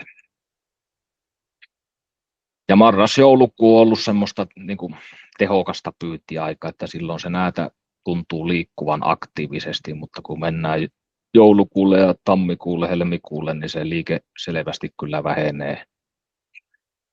Että silloin vähän vähemmän saalista sitten tulee, ja maaliskuussa sitten kun päivä pitenee, niin silloin on tavallaan se toinen sesonki, että koska näätiä on sitten paremmin tullut loukuilla. Ja tosiaan maaliskuun lopussahan se näädänpyynti sitten loppuu. No, tässä otin sitten tämmöisen esimerkin näätän kulkureitistä. Siinä on samasta kohtaa karttakuva ja ilmakuva. Ja viime syksynä olin mettillä ja ajelin tietä pitkin, ja siinähän tuli näätäjäljet sitten hoksattua. Ja en ollut aiemmin sillä alueella näätiä tavannut ja mietiskelin, että no olisikohan tässä kulkupaikka, ja aloin sitten karttaa tutkimaan ja hoksasin, että no tässähän on pari hakkuaukkoa ja se menee juurikin tuosta kapiasta hakkuaukkojen kaistaleesta nämä jäljet, ja sitten katselin, että siinähän näkyy vähän puroa olevaa ja tuommoista jyrkkää vaararinnetta ja louhikkoa, ja että no kyllä tässä saattaisi olla loukkupaikka, ja sitten sijoitin sen vähän irti tuosta tiestä, ettei se siihen tielle näy, eli loukku on tuossa punaisen ympyrän paikalla, ja kävin siihen sitten loukun viemässä, ja sitten kun menin siitä kuukauden päästä, pääsin seuraavan kerran kokemaan, niin siellä sitten näätä ootteli raudoissaan. No sitten kun tullaan tähän justiinsa tähän riistaan ja saaliin arvostamiseen, niin mie ruukaan sitten nylkiä aina ketut ja näätet ja minkit, kaikki mitä mie saan ja kuivaan taanalauvalla ja sitten kevään lopuksi lähetän ne muokkaukseen. Ja tässä nyt on sitten tuotoksi, että siinä on oikealla on näätälakki, olen sen teetättänyt ja vasemmalla on sitten kettulakki, jonka kävin itse paikallisen kansalaisopiston kurssilla tekemässä, että kyllä niitä, jos pyytää, niin silloin myös kannattaa hyödyntää ja ottaa talteen, mitä otettavissa on. Ja lopuksi sitten minkin loukkupyynti, ja kaikille on varmaankin tullut metsästäjälehti nyt vuodenvaihteen jälkeen, ja siinä oli niin kattavasti kerrottu minkin loukkupyynnistä, että minä sanon, että lukekaa se artikkeli, että allekirjoitan kyllä kaikki mitä siinä kerrotaan ja todetaan ja hyviksi minkinpyyntimetodeiksi, niin en siitä sen enempää ala luennoimaan, koska siinä lehdessä oli niin kattava juttu, niin sieltä voi käydä sen kaikki sitten lukaisemassa. Mutta tämmöinen lyhykäisyydessään riistanhoitopläjäys.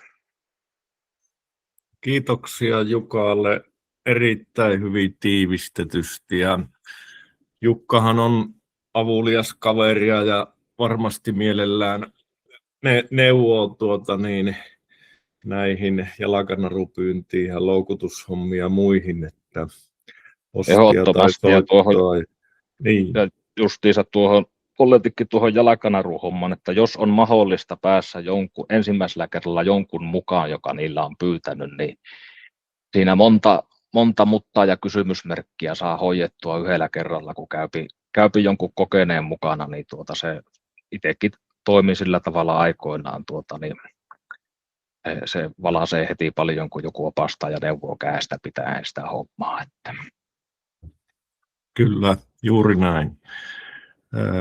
6:45 vähän reilu on kello ja jos menee yli puoleen jos on tarve lähteä aikaisemmin, niin sitten voi poistua, mutta on niin hyvää asiaa ja jos vielä keskusteluakin loppuun, niin annetaan järjestäjien puolesta mennä vain ja annetaan, oliko se Näätä Matti tuttavallisemmin?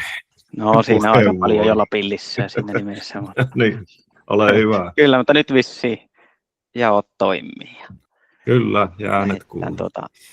Lähdetään liikkeelle ja tosiaan tuossa aikaisemmin jo tuli paljon näitä samoja juttuja, mutta käydään tästä nyt näitä omia näkemyksiä ja muuta läpi. Eli näitähän on yleinen koko Suomessa ja sitähän nyt voi löytää vähän milloin mistäkin, että viihtyy myös niiden vanhojen metsien lisäksi niin tuolla nuorissa metissä, että missä ruokaa, lähinnä oravahan se sille on se ensisijainen ravinnon lähde ja keleppaa kyllä kaikki muutkin, että hyvin monipuolinen ruokailija, että siellä tuolla jälkiä hiihdellessä niin törmää kyllä monenlaista, että joskus on niitä linnunroippeita ja joskus on jostakin löytänyt hirveä suolia ja muuta ja mitä se on jemmannut ja munankuoria ja kaikenmoista vähän lajasta laittaa. Ja pyyntiaikahan on pitkä, että se on sitä elokuun alusta tuonne maaliskuun loppuun ja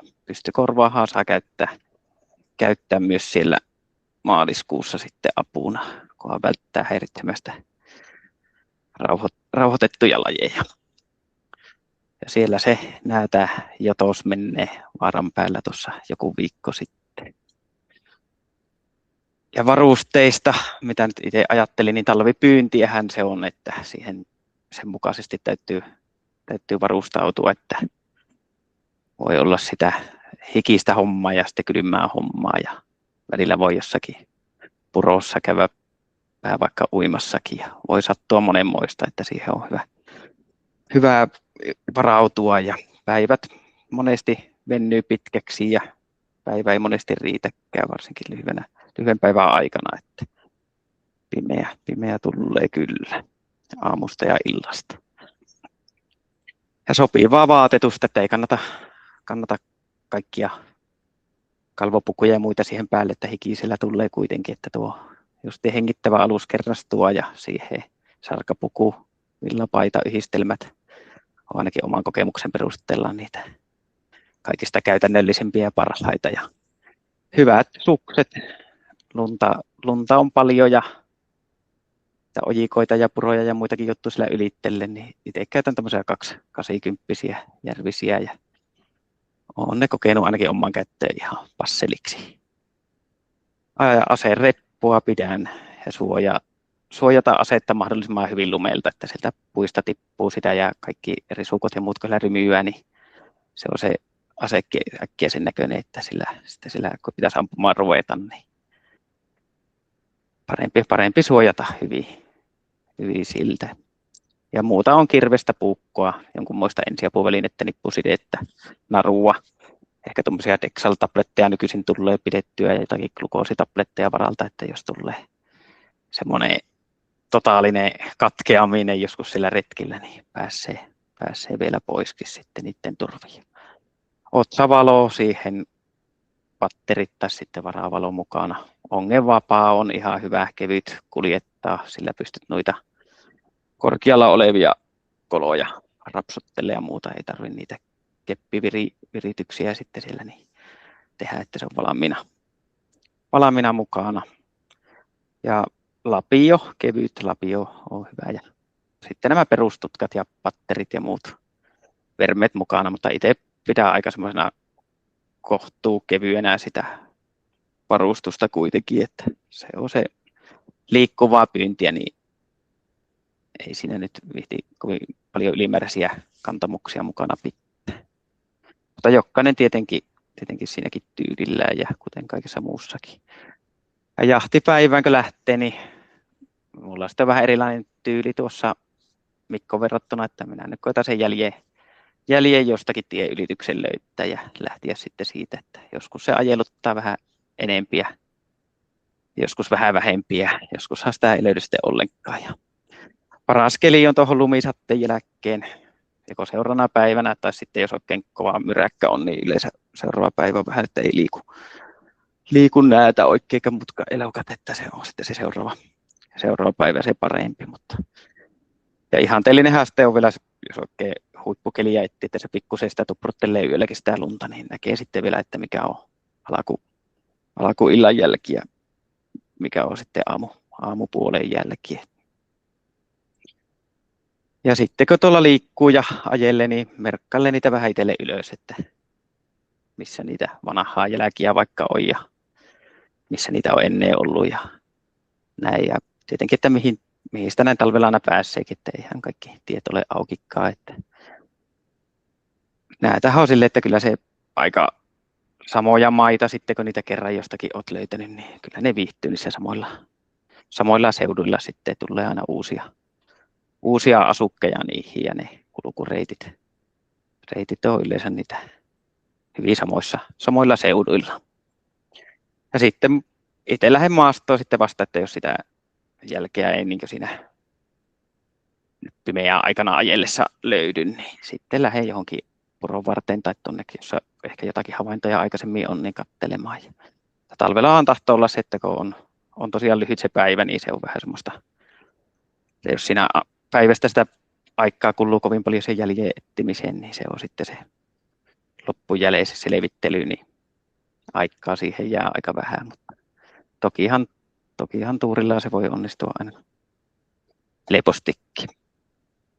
Ja sitten tuossa kun noita kartoittelee, niin katsoin, että onko niitä ylityksiä nyt useita sitten ja mikä niistä olisi se todennäköisesti uusi, että monestihan se käy vain jonkun pikku lenkiä siellä tien toisella puolella, vaikka nyt joutuisi hiihtämäänkin, niin siinä ei mitään ihmeitä satu, mutta jos sattuu joku pitempi retkeilijä olemaan, niin koittaa nyt päästä aina siihen mahdollisimman uutta jälkeen heti kiinni. Ja itse lasken kyllä koiran remmistä sitten saman tien irti, kun se jälki on, että välillä se menee eellä ja välillä se on perässä ja välillä milloin missäkin, mutta se on kuitenkin kuitenkin oppinut siihen, että se sitä jälkiä siinä pääosa ajasta selvittelee.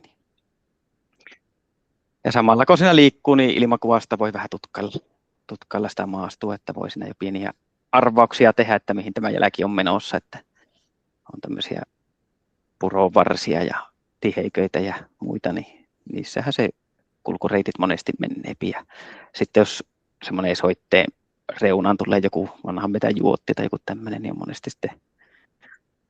monesti sitten itse suosiossa myöskin. Ja avonaisia paikkojahan se ei tykkää hirveästi ylitellä. Joskus kyllä on mennyt pitkiäkin matkoja, mutta harvemmin. Että kyllä se yleensä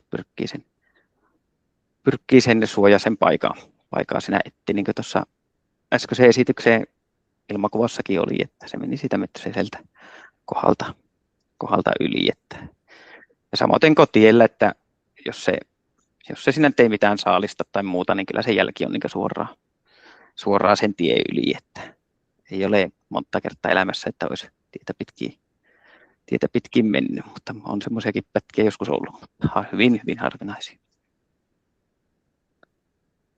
Ja tässä on sitten päivän kulku, että sinne kun jäljelle lähtee, niin se voi olla hyvällä tuurilla lyhyt, että auto vielä näkyy, kun se jälki jo loppuu, mutta sitten se voi olla kyllä todella pitkäkin, että se loppuu aika ja kunto ja kaikki muukin, että silleen se on ihan mielenkiintoinen laji, että koska ei tiedä, mitä se päivä tuopi tullessaan. Ja sitten sitä on vaan lähdettävä sitä jälkeä polkemaan sitkeästi ja pieni lapseusko oltava mukana, että siellä on kaikenlaista sekalaista jälkikenttää ja muuta tulossa vastaan, että jotakin puiton pätkekin, sitä nyt ehkä itse en pidä ainakaan näissä maastossa sille ongelmana, että ne puitot on niin lyhyitä, että ne on aika helppoja selvitellä, mutta tuolla etelämpänä sitten, kun se saattoi pitkästikin joskus joku puittaa, niin ne vaati sitten jo vähän enemmän työtä. Mutta se on vaan, kun hukka tulee, niin se olettava sitä selvittelee sitten, että se on kierrettävä sitä lenkkiä ja etittävä semmoinen avonainen maastokohta, josta se näitä ei hyppäämällä yksinkertaisesti pääse, että sillä se on käytävä sitten se maanjälki tekemässä ja pääsee taas jatkamaan matkaa. Ja tosiaan, jos koira on aloitteleva ja siitä nyt ei ole varmuutta, että miten se näitä sillä oikeasti siinä kiinnostaa, niin se on parempi mennä itse sen jälkeen sitten tarkasti läpi, että ei rupea oikomaan siellä mutkia suoraksi, että silloin tuo virhe ja väärälle jäljelle hairahtumisen riski sitten minimoidaan, että ei käy sitä, että sä tutki siihen aamuselle paikalle, mistä olet lähtenytkin, niin takaisin.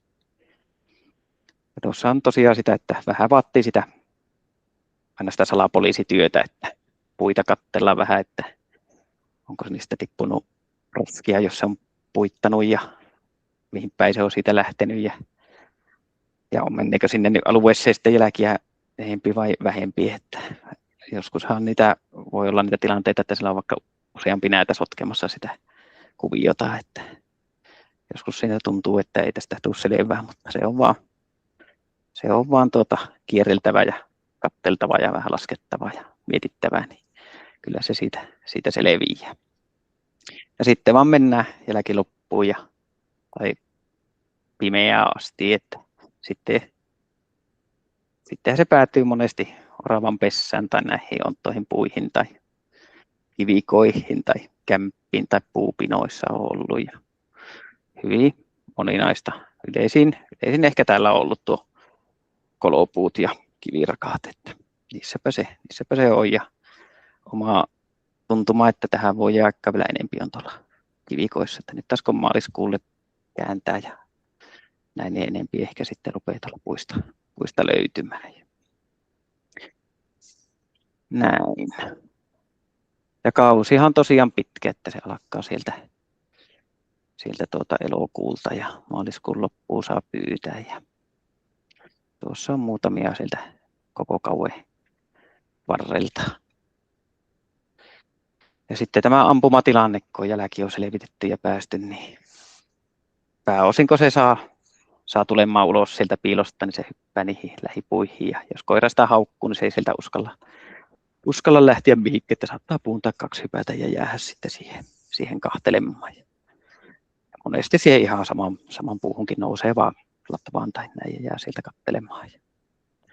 Ja sitten jos on tuolla maakomossa ja kivikoissa ja näin, niin vähän sitä aluetta sitä ympäriltä voi valmistella, että alikasvoksesta ropistella vähän lumia valmiiksi pois ja katsoa vähän, että mihin päin sitä näkee ja pystyy ampumaan. Että se on kuitenkin se tilanne siinä todella nopea sitten, että varsinkin kun yksi on, että jos sä joudut sitä kopistelemaan ja vähän rassailemaan ja muuta, sulla on siinä.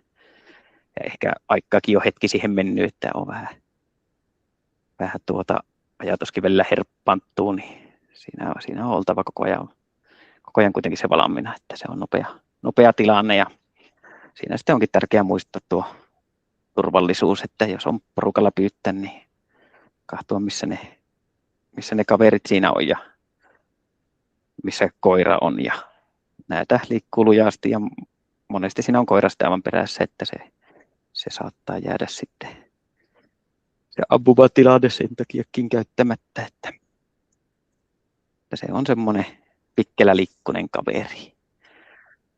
Mutta sitten, että millainen pystykorva minun mielestä on hyvä tuohon, että pitää sen näätää siellä paikalla ja saa sen paineen sille näätälle, että on heti siinä tilanteessa mukana, niin aistit herkkänä, niin se siinä on minusta se tärkein, että näätä, jos se saa sitä etumatkaa joko puittamalla tai nyt lumella, kun koira ei pääse mihinkään, niin se kyllä menee sitten maahan ja karkkaa. Ja yleensä se karkupaikka on sitten se joku sille turvalliseksi kokema kivikko tai muu, josta sitä ei kyllä sitten ulos enää saa. Ja sitten tuo, että merkkaa nuo komot ja kivikot tarkasti sillä haukulla, että ei lörpöttele ympäriinsä sitä kivikkoa, että sitä ei pyytä ja tiedä enää yhtä, että missä se siellä onko. Näitähän liikkuu kyllä hyvin pienestäkin reiästä, että se saattaa siinä alueella mennä kauaskin siitä alkuperäisestä menoreijältä ja tulla ulos jostakin aivan muualta. Että siinä jos koira on mukana, niin tietää sitä painetta pistää aina oikeaan paikkaan. Ja sitten kun siihen koiraan tulee se luotto, että se menee sitä jälkeä ja se levittää sitä jälkiä, niin sinähän voit siinä itse vähän jo oikoa, että jos koira hyvällä kelillä läpsyttelee sitä puolikin kilometriä edellä, niin se on siellä jo aika paljon niitä jälkiä selvitellyt etukäteen, että saattaa päästä aina välillä vähän hiihtelee suoraakin jonkun pätkän. Ja sitten ohjattavissa, että sitä saa siellä poisassee sieltä ja koira uskoo omistajiansa. Ja ohjattua ehkä siellä sinne menopaikalle, jos koira ei ole ihan varma, että mihin päin se on mennyt. Ja riittävää itsenäisen ja kohderiistalla kuitenkin sitten pysyvä. Riittävää riistaviettiä sitkettä tarvittaa. Ja koira on todella hyvä apu sitten yksin pyydittäessä varsinkin, että kun siinä joutuu aina touhua ja muut, niin siinä tilanteet on aina nopeasti ohi. Koira on se hyvä pari siinä touhussa. Ja sitten koulutuksesta. Sitten minusta se on niin kuin muutkin koiran koulutukset, että jos sille annetaan niitä mahdollisuuksia sille koiralle siihen näätän pyyntiin, niin kyllä se sen oppii. Ei nyt välttämättä kaikki, mutta suuri osa. Itse olen pyytänyt ekaa lintua tällä nykyiselläkin ja edellisellä ja sitten lakannut tarjoa näitä jälkiäkin. Ja ensimmäiset on yleensä niitä, että se on hiihtänyt ja ammuttu ja näin, ettei välttämättä sitä haukkuakaan siinä ole ensimmäisellä ollut, mutta kyllä se sieltä on aina haukku seuraaville sitten löytynyt. Ja sitten kun se on alkanut itse hoksaa, että näitähän sitä pyydetään myöskin. Ja orava työskentelystä moni sanoo, että tulee täysin orava koira. No joo, en mä sitä kielläkään, että se nyt ei siihen jollakin tasolla vaikuttaisi, mutta en mä sitä ongelmallisena ole nähnyt, että ei näistä nyt mitään ylisitkeitä oravaa haukkuja sen takia ole tullut, että haukkuhan ne oravaa muutenkin, että ei se sen ihmeemmin sitä ole kasvattanut. Ja lintuhommi, niin jos siellä nyt joku sattuma näitä aina silloin tällöin tulee, niin en mä sitä nyt näe mitenkään ongelmana, vai en mä semmoinen riistaviettinen. Mutta se tiedätte, että tätäkin pyydettä, niin sitä myös haukuttaa. Ja toisia kiinnostaa sitten luonnostaan näädänjäljet ja muutkin maajäljet. Että koirissahan on eroja tässäkin hommassa.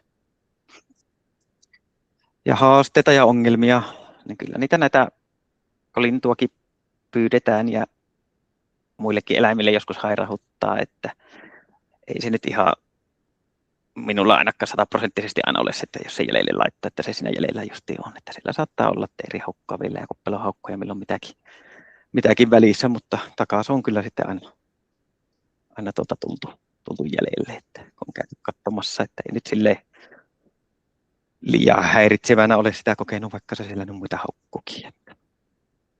Ja sitten tuommoinen, jos koira edellä menee innokkaasti ja kokematon koira ja muuta, niin se on tosiaan se, että se saattaa sen olla enemmän siinä vaiheessa haittaa sitä koirasta, että se sotkee kyllä sen jälkeen sitten yleensä siellä varsinkin ratkaisevilla alueilla, jossa sitä paljon on jälkeä, ja ne koira vähän aikaa pyörii, niin siitä ei enää tiedä sitten pyytä jatkaa, että mihin tässä niin ollaan menty, ja tilanne kuihtuu sillä. Ja lumen määrähän se, tai no ei ehkä niin lumen määräkään, mutta tuo, että minkälaista se lumi, että jos koira uppuroi ihan päätänsä myöten, niin kyllä se tälle se paineen antaminen on silloin hyvin vaikeaa, että se on, näitä menee kuitenkin pintoja aina, että se karistaa kyllä koiraa sitten hetkessä perästä, ja karppahan on toinen sitten, että tassuille kova, että vähän semmoista kelisidonnaista pyyntiähän se on tämäkin. Oho, semmosia juttuja. No niin. Mutta suosittelen kaikkia, jos vähänkään innostaa näitä pyyntiä, niin lähteä kokeilemaan, että ei se nyt mitään ydinfysiikkaa ole, että se on vaan enemmän semmoista intoa tosiaan siltä isännältä tai emännältä, että sinne vaan lähtee touhuamaan, niin siellä kyllä saa monenlaisia elämyksiä, ja voin luvata, että kaikki tunteet laajasta laittaan tulee kauden aikana käytyä monen kertaan läpi. Kiitoksia. Kiitoksia, Matti. Tässä oli 2 minusta hyvin täydentävää näädänpyyntiin liittyvää esimerkkiä Mikolta ja Matilta. Ja kyllähän se varmaan se, mitä Mikkokin nosti esille tuossa näädän koirapyynnissä, on se tietenkin ne eräperinteetkin, että kukapa meistä ei olisi vanhaa eräkirjallisuutta lukenut ja haaveillut näädänpyynnistä tuolla hankien ja nietosten keskellä. Mutta sillä tavalla, niin kuin todettu, että erittäin kunnioitettava saaliseläjä ja sillä tavalla monella tavalla ehkä vähän mystinenkin eläin Suomen luonnossa. Mutta minä katselin chatin puolella ei ollut kysymyksiä tai kommentteja, mutta nyt olisi sitten linjoilla olijoiden vuoro, jos haluaa jotakin kysässä alustajilta, asiantuntijoilta tai sitten ihan kommenttina, niin sana olisi nyt vapaa, niin haluaisiko joku illan teemoihin liittyen käyttää tässä vaiheessa puheenvuoroa? Sillä ainakin oli se, onko se Mika linjoilla, niin haluaako lyhyen tarinan kertoa? Olehan mie, jos tämä kuuluu. Joo, sulla on jännän näköinen tuo nimimerkki, tai olla Toyota-miehiä. Auton tabletilla liityin tähän, kun tästä on vaan parempi kate. No niin, mutta ole hyvä, voit Mika kertoa, että mikä tarina, mistä Jukkakin kertoi, niin liittyy tähän. Ei, sehän ketun jalkanarrupyyntihän on aika tehokasta, tehokkaimmillaan, ja paikakko löytyy ja se keli siinä on se, mikä ratkaisee, ja silloinhan sattuu tietenkin kaikki kohdalle, että etelispäivänä 53 narua pyyntiin, ja aamulla kun lähti, on tullut ihan hyviä saahlinta saatua muutenkin, mutta siinä kun lähti kokuhommiin, niin siinä missä kelekka oli parkissa, mistä se lenkki lähtee, niin heti minä katsoin ottalampulla aamupimeässä, että ainakin 4 näkyy, että saattaa tulla ihan hyvää lenkkiä sitä, kun lähti sitten ajelemaan ja kiertelemään, niin kun se ahkio sitten pikkuhiljaa täyttyä. Ja aika käkkiä tuntuu, mutta näitä saattaa ihan jonnin verta ollakin täällä. Ja no se oli sitä jarrukapulen jälkeen ristiin rastiin. Sekö saatiin sitten selville, niin ja pääsi takaisin siihen lähtöpaikalle, niin olihan siinä, kun alkoi laskeskelemaan niitä sitä ahkiosta, niin 18 oli sinä yönä rapsahtanut, niin olihan siinä itsekin vähän nyt kyllä niin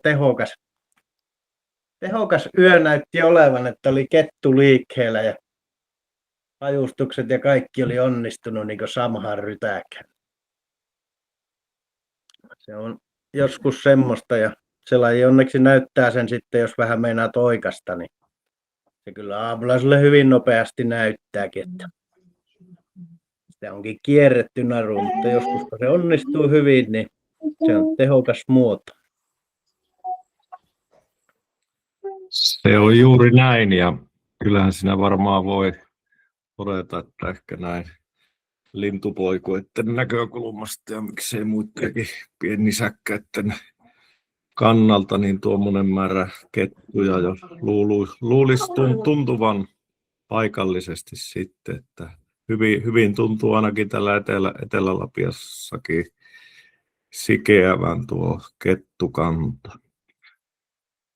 Itsellä on semmoisia kokemuksia tuossa omalta entiseltä koiralta Rovaniemen korkeudelta pikkuhiljaa, kun noita supikoira-uutisia tulee, ja se on tietenkin vieraslaji Suomessa myös olemassa, ja taisin lukea jostakin, että vastikään ihan tuolta Jäämeren rannalta Norjasta ja oli tavattu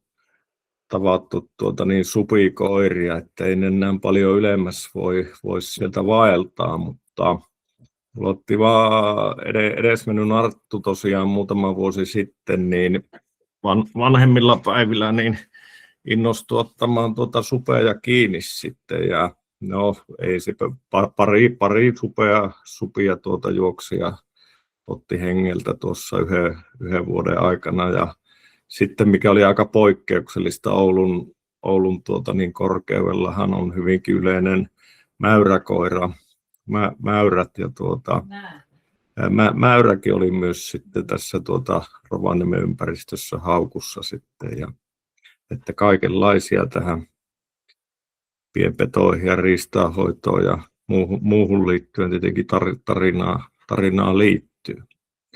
Mutta olisiko jollakin vielä lyhyesti ja joku asia jaettavaksi?